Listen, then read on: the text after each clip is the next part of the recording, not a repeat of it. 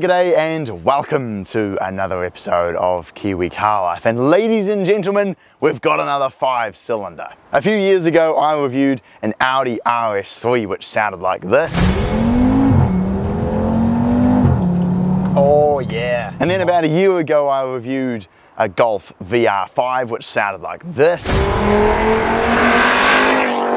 And today we've got a 2005 Volvo S60R with a 2.5 litre turbocharged 5-cylinder. In terms of exterior styling, to me this is one of the better looking Volvos. A lot of people just love the old like 740s and the super boxy looking ones. Me personally, I'm not a massive fan, but by the 2000s I feel like a lot of their cars actually started to look really quite good and have aged very well. At the front end, I like the louver looking covers they have over the front headlights. That was specific to the S60R. This one here also has a full Evolve body kit, Evolve lowering springs and an Evolve catback exhaust. It's very fast and furious, but I think it's pretty cool because it's very period correct. The engine is a 2.5 litre inline 5 turbo. It makes 221 kilowatt or 296 horsepower and 400 Newton meters. So with these being a bit of an oddball, if you're looking for something to compare it to, the BMW 335i with either the N54 or N55 makes pretty much exactly the same amount of power as this, which means, given this has got one less cylinder and 500 cc's less displacement, it's actually a pretty potent engine right from factory. Volvo pitched this as a competitor to the E46 M3, which is maybe reaching a little bit, and the Audi S4 from the period. It's paired up with a very unusual looking 6-speed manual transmission that underneath the unusual shroud actually feels quite good, and power is going to all four wheels through a Haldex four-wheel drive system. And finally, the interior. The first thing that is lovely about the interior of this car is the driving position. There's a lot of these kind of luxury sedans that I've sat in where the seat is just too high. With this, you actually sit really quite low, but the seats are still extremely comfortable. They've got quite aggressive bolsters, but they're reasonably wide. The steering wheel looks quite cool, has some little blue contrast stitching because the navy blue was the S60R's sort of feature color. The seats are also in the darker blue as well, and before they were painted, the engine bay and brake calipers were also sort of that dark blue, including the gauges. The center stack is no different to any other Volvo from this period. It's absolutely loaded with buttons, but it's got dual zone climate control, heated seats, and then there's a few other interesting things. It has active chassis settings, which are quite cool. It's got comfort, sport, and advanced, and I'm told when you put it in advanced, it really firms up the suspension, the throttle response, and various other things to improve the driving characteristics of the car. It also has a sunroof, a decent amount of space in the back seat and boot, and overall it's actually a really nice interior to sit in.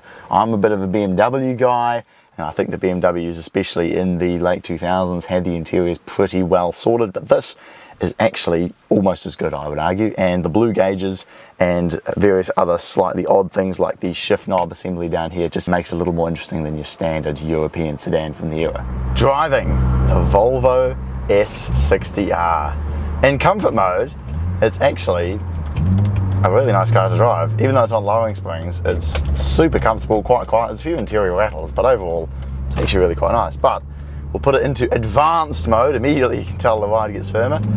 Let's see how it goes. Oh yeah, that's not slow, eh? Even though it does have a Lighten flywheel in it, you do have to really sort of get on the throttle to get it to rev up.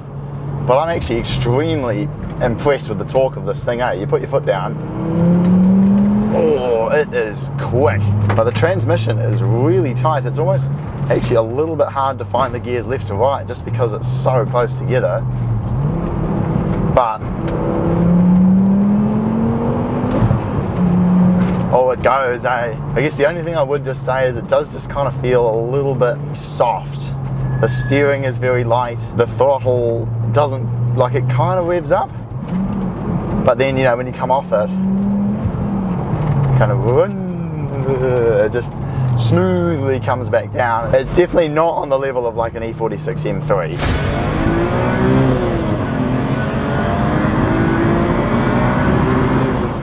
It's just not quite as sharp, but the torque is really good. And it certainly isn't slow, that's for sure. For it to really tick my boxes, all I'd like is just slightly better feeling steering feel because it's so light. A slightly more snappy throttle, which potentially could be tuned in. But other than that, it is really torquey, and compared with any other Volvo I've driven, which were all just, you know, the standard ones, this is noticeably sharper, faster, and better to drive. The transmission is great. I must admit, I did kind of expect the transmission to be a little bit sloppy, but it's actually really good. You just can't really hammer through the gears. It's just not that kind of car. It's a car that no one else will have. It drives great, it's extremely comfortable, it's really not slow at all, and it makes one of the best noises at motoring. Oh, and it's not slow, eh? Can't beat a 5-cylinder engine, man. It's so awesome. And I look forward to seeing you again next time.